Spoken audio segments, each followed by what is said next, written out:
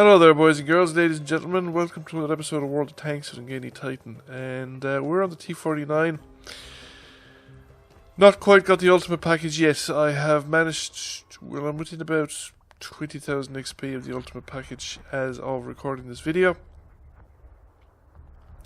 For the T49, and I'm a similar distance away from the final package of the E75. And I have the final package on the other two, the T30 and the T10. Managed to unlock the T10 a couple of days ago, I think, Monday or thereabouts. And yes, it makes a huge difference because the T10 you get the final turret, which makes a huge difference to the tank. This game, as soon as it ended, I knew I wanted to share it with you. It is, it's kind of fun, but my immediate reaction at the very end of the game was, how did I get away with that? You'll see what I mean as I go along. Light tanks I haven't been playing much recently, other than the T49, and the whole light tank meta has changed. It's become kind of a mob, almost medium tank-like activity. I used to always took great pleasure out of playing passive scouts. And recently I've been watching a lot of retro duels, and I noticed in a lot of his videos he includes bits where he drives his tank very badly and claims to be a really terrible bad tank driver. Well, retro, I could do it too. How I got away with that, I don't know either. That corner is usually a lethal spot to be capsized upside down on, and I didn't even get shot once.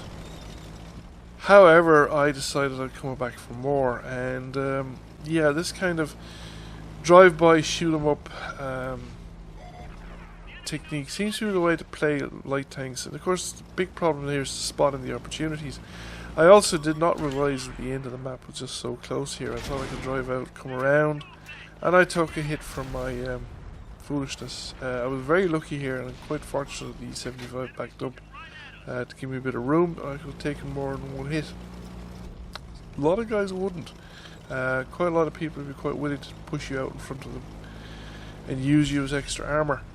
The thing is, the enemy here are not properly supporting each other. They should really have pushed, well, at least one of the tanks should have pushed forward with the Granovich. But I suppose we've come down this side of the map, and in fact we have big concentration of tanks. We have a big advantage in that we haven't bothered with the eastern side of the map. The eastern side of the map is irrelevant. You can completely ignore it, because if you clean up on the western side, you've generally wiped out the majority of tanks, and then you can take the eastern side at your leisure. Having got rid of the Granovich, I then turned my attention to the Centurion 7-1. We come over the top, we kick around in, somebody else nearly finishes him, and we finish him off. And at this point I think my arrogance knows no bounds. I get away with this. I just drive down here. I know it's a one-shot kill, but I don't actually manage to land the shot. But I drive down 500 meters, 600 meters across an open map against a tank destroyer and take no hit. Must have been frustrating for the tank destroyer, but we got away with it. Not to mention an Object 430. We have friends joining us at this point, and the tank destroyer is out of the game. The Object 430 is about to die because, you know, it has 3 tanks on him. And we've cleaned out the western side of the map. And we've done so outside the engagement range of anybody pretty much on the eastern side of the map. It's only the light tanks heading down towards the cap circle are starting to get within view range and engagement range of the guys on the eastern ridge. And we have a Woozy 1111 GFT, and we're putting rounds into him. And of course we're spotting him, and I'm not spotted, so he has no idea where I am. He's backing up and showing me his side. He probably, I wonder does he think he's been hit from the front. He probably doesn't even notice the direction indicators on the incoming fire. So that's him. Well, we haven't taken care of him. But at this point I was thinking there's a missing light tank, but there isn't actually. He's down there at the other side of the map, and I thought maybe maybe there was a missing tank of some sort. Maybe there's a tank sneaking into our cap circle. Well, it wouldn't surprise me if the guys over here on the ridgeline beside me on my left would continue doing what they're doing, completely ignore a tank in the cap circle. It wouldn't be the first time something like this has happened. Anyway, I also felt I hadn't much else to be doing, because if I came down here I was securing the cap circle and an enemy was coming to me, whereas the chances of crossing over the open ground on the other side of the map with the few hit points that I've left were not great. And when I came here I'm still undetected, so I said, well, I might as well cross over and come up this side and see if I can get behind these guys that are further down the map, because they were spotted earlier on, so I know they're down there.